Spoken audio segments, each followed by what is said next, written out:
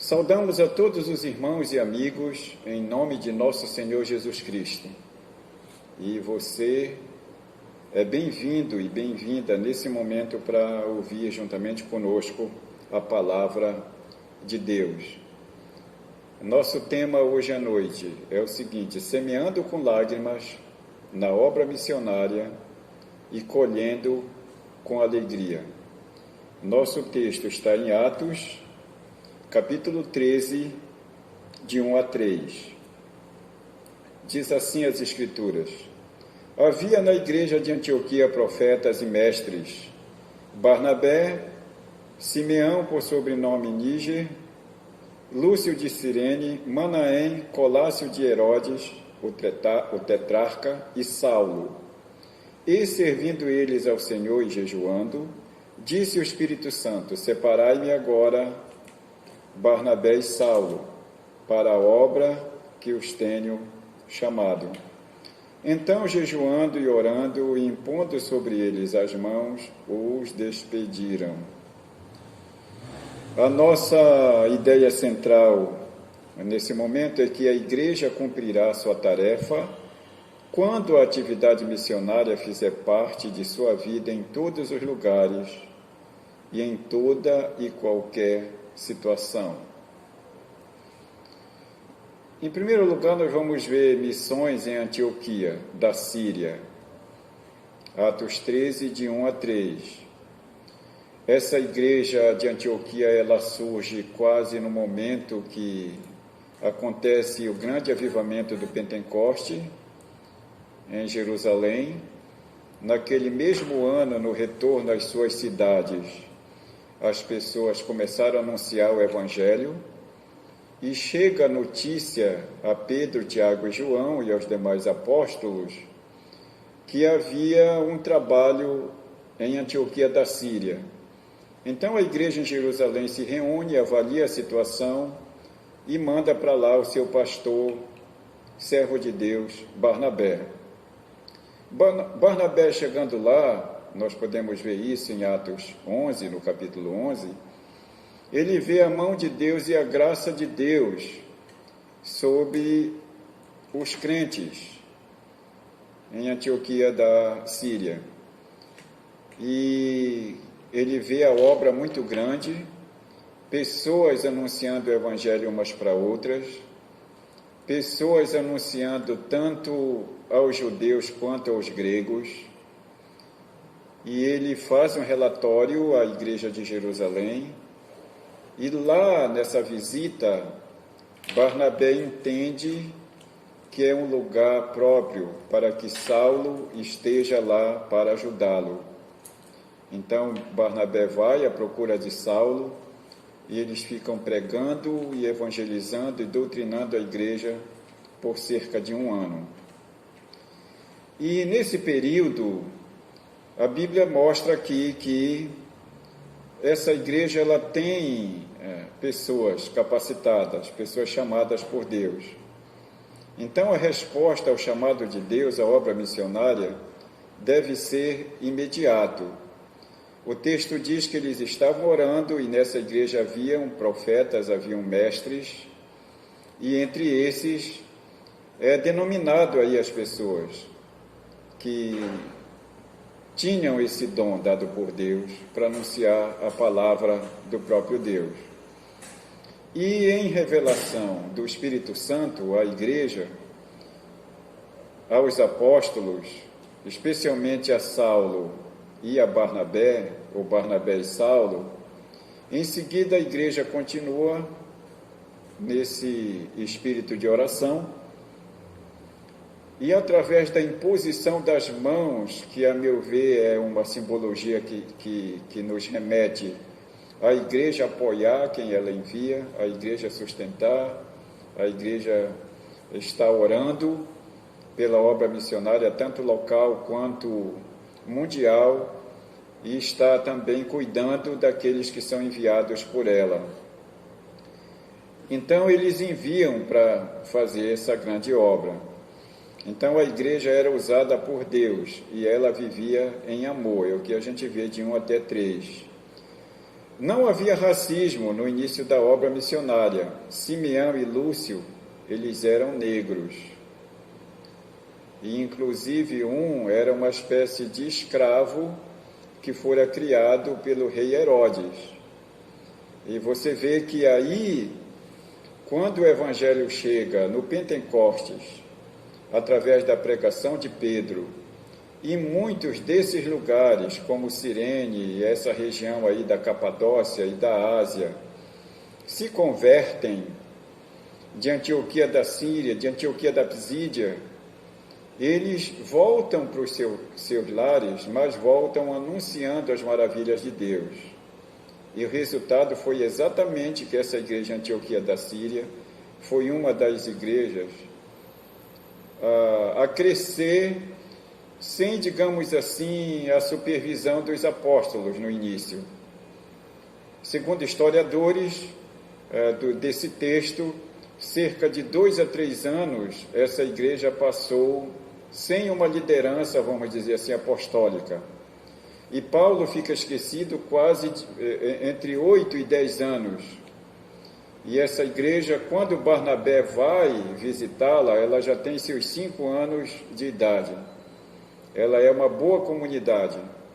E quando Barnabé chega e fica lá um tempo e visita os irmãos, ele faz uma avaliação e vê a graça de Deus sobre a igreja e convida Saulo. E é a partir da igreja de Antioquia da Síria que a obra missionária vai chegar no mundo inteiro, através dos apóstolos. Volto a dizer, ela já estava chegando no mundo inteiro através dos obreiros itinerantes, porque prestemos bem atenção. Cornélio vai ser um homem piedoso. Em vários lugares nós vamos encontrar missionários chegando em cidades e vão mencionar pessoas piedosas. Por exemplo, Lídia, ela é mencionada em Atos 16 como uma mulher piedosa e temente a Deus. Mas na hora que houve o Evangelho sendo pregado através de Paulo, o Espírito Santo abre o seu coração. Então, a igreja ela é missionária onde ela está plantada. E essa igreja era usada por Deus e vivia em amor. Havia também profunda comunhão com Deus. Se você olhar o verso 2, a igreja vivia em oração, a igreja vivia em jejum. A ideia de jejum aqui não é tão somente deixar de ingerir alimento, mas é se preservar, se consagrar, colocar a vida à disposição de Deus para ser usada por Deus. O chamado para a obra missionária é feito pelo Espírito Santo no verso 2. É o Espírito Santo que diz: separai-me a Saulo e a Barnabé. É interessante que o Espírito Santo, o texto nos dá a entender o seguinte, que ele fala 2 vezes. Uma vez o Espírito Santo fala a Barnabé e a Saulo, e pela segunda vez ele vai falar com a igreja reunida.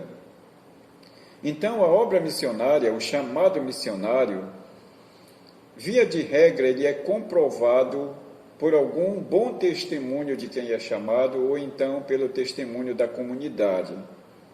Por exemplo, mais tarde nós vamos ver em Listra, na cidade de Timóteo, nós vamos ver que quando Paulo vê o perfil de Timóteo e acha que ele serve para ir na companhia deles, principalmente de Lucas e Silas, porque já tem acontecido a separação entre Saulo e Barnabé por causa de João Marcos, parece-me que Paulo queria um jovem junto com eles.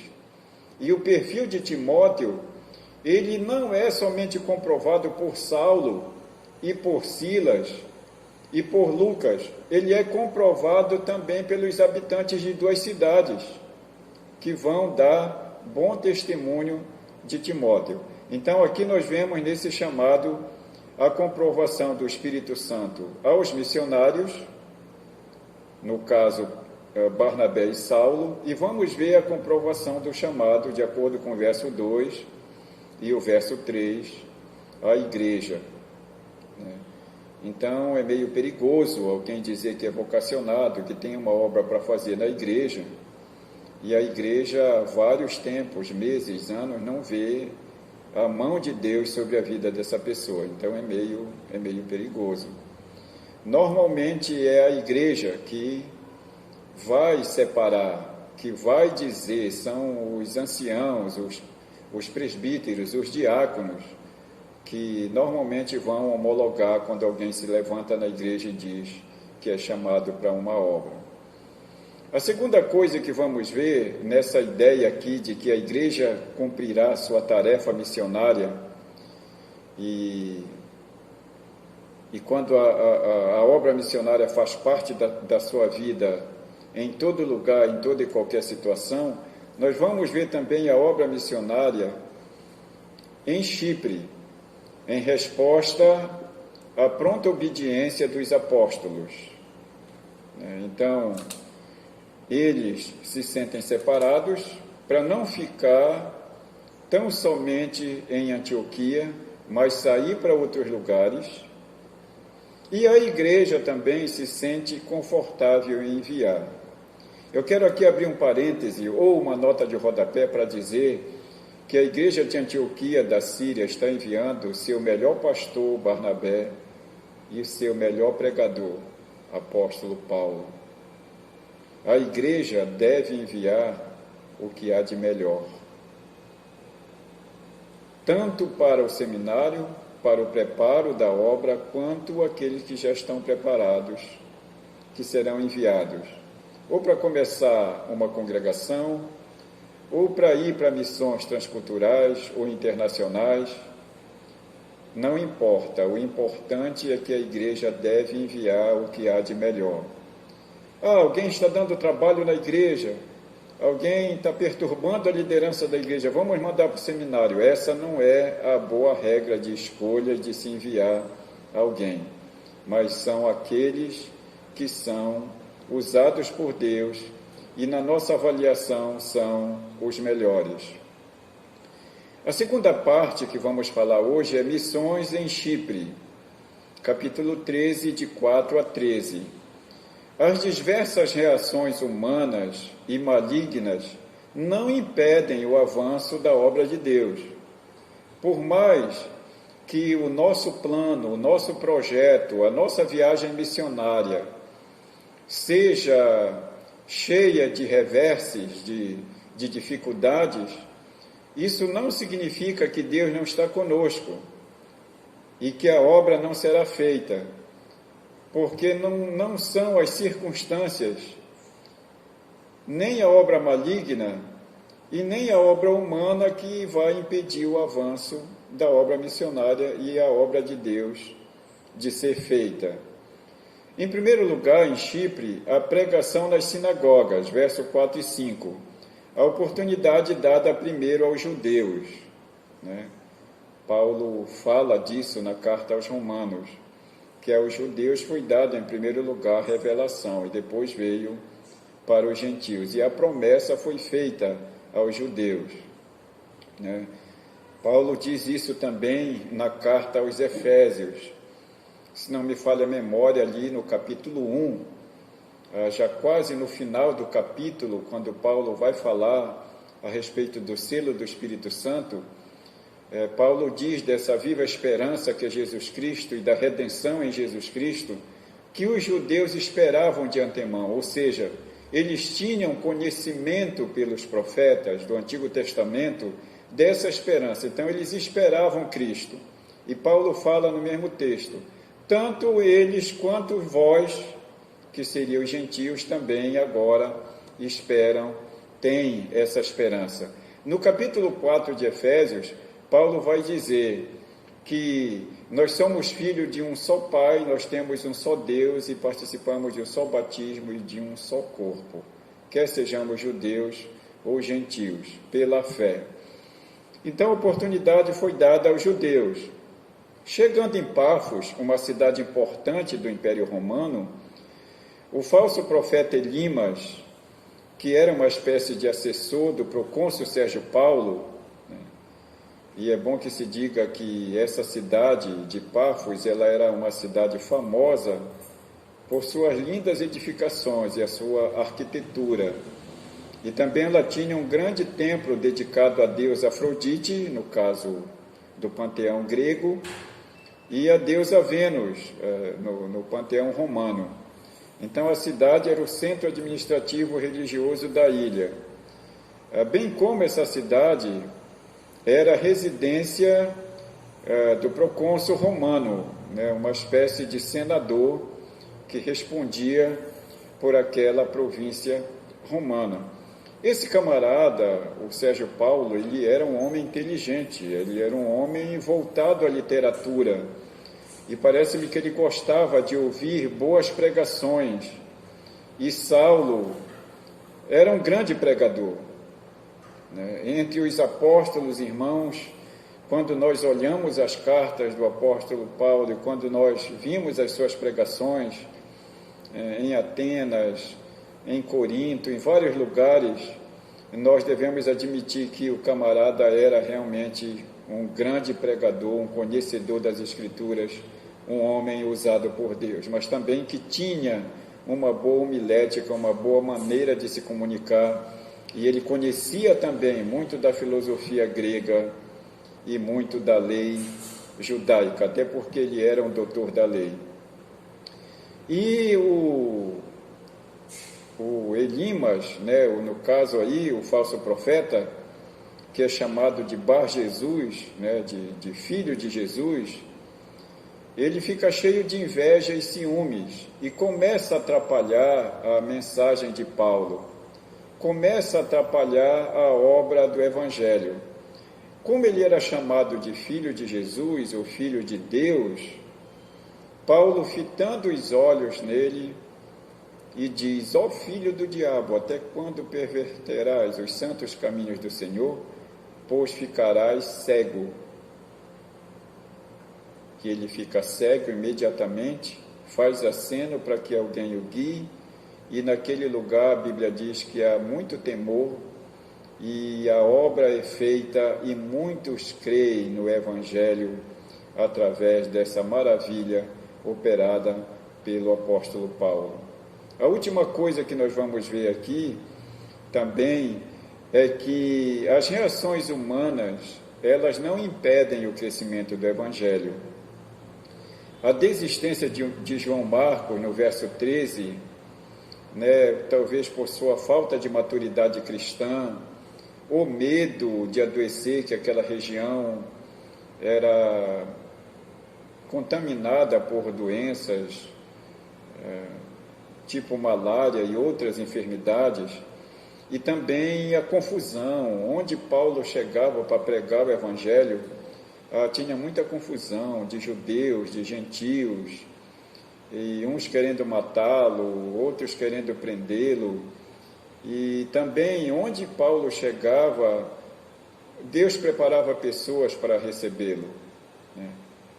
Nós podemos ver aí nessa região, da Panfilha, podemos ver Jason, que praticamente arrisca a sua vida por Saulo. Nós podemos ver em Corinto, Tício e Crispo, que acolhem Paulo. Então nós podemos ver que a obra humana, mesmo na sua desistência e na sua fragilidade, ela não impede a obra missionária, porque perder aqui João Marcos era perder a força da juventude, era perder um jovem cheio de sonhos e de vontades de fazer a obra de Deus, mas era um homem que talvez tivesse medo. Então nós podemos conjecturar aqui que Barnabé admite que o melhor líder para aquela caravana é Saulo, então ele passa a liderança para Saulo. E nós podemos ver que talvez João Marcos pense: bem, quando meu primo Barnabé era o líder, aí eu me sentia apoiado, agora é um outro líder, eu não vou mais nessa viagem. Talvez João Marcos, por ser novo, tenha sentido saudade da sua família, e aí volta. E quem sabe, João Marcos, por ser um judeu de puro sangue, o evangelho da graça, o evangelho da cruz, da redenção em Cristo, sem a fé pelas obras, tenha sido como um choque, como um embate muito grande na sua vida. Então isso traz uma sequência de dramas para esse jovem. Então ele volta. E por causa dessa desistência dele, vocês já sabem que Paulo e Barnabé não vão se entender, porque numa próxima viagem, que será a segunda viagem missionária, Barnabé quer levá-lo e o apóstolo Paulo diz: conosco ele não vai. Como é que pode ir conosco alguém que nos abandonou desde a Panfilha, quando Deus estava fazendo maravilhas e quando Deus também estava provando a fé de cada um de nós? Então, comigo ele não vai. Mas podemos ver que cerca de 10 a 12 anos mais tarde, Paulo, preso em Roma, na sua segunda carta a Timóteo, ele pede a Timóteo que lhe mande João Marcos, porque ele é útil para o serviço que Saulo tem para que ele faça. Então, nunca é tarde para a gente se reconciliar, para nós admitirmos, para nós melhorarmos e para nós sermos flexíveis de ouvir a voz de Deus. Nosso tema hoje à noite: semeando com lágrimas na obra missionária, colhendo com júbilo. A nossa ideia, o nosso desafio: a igreja cumprirá sua tarefa missionária quando a atividade missionária fizer parte de sua vida em todos os lugares e em toda e qualquer situação. Vimos missões em Antioquia da Síria, o chamado dos apóstolos para missões, Saulo e Barnabé, ou Barnabé e Saulo, e mais tarde Lucas e Silas e João Marcos. Vimos que a igreja era equipada com mestres e profetas e aqueles que pregavam também aos gentios. 2. Vimos missões em Chipre. As diversas reações, tanto malignas quanto humanas, não impediram o avanço do Evangelho. Primeiro, porque o Evangelho foi pregado nas sinagogas. Segundo, porque os falsos profetas foram vencidos. E terceiro, porque pessoas tanto importantes quanto não importantes para a sociedade aceitaram a Jesus Cristo. Então, irmãos, a igreja não deve desistir de fazer missões. A igreja precisa e deve ser uma igreja missionária. Ainda que na semeadura haja choro, pranto, dificuldades, tribulações, mas na colheita haverá muita e muita alegria. Paulo ficou triste ao ver pessoas resistindo à palavra de Deus. Ficou triste ao ser abandonado por João Marcos, mas ficou alegre quando viu a boa mão de Deus agindo nos corações, abrindo portas e salvando almas. Essa é a nossa vida missionária, o nosso grande desafio de fazer a obra de Deus. Disponha-se para fazê-la e Deus certamente lhe guiará e suprirá as suas necessidades. E você será um missionário, ou dentro de casa, ou fora dela, ou na sua cidade, ou noutra cidade, um missionário para a glória de Deus. Que Deus nos abençoe. Amém.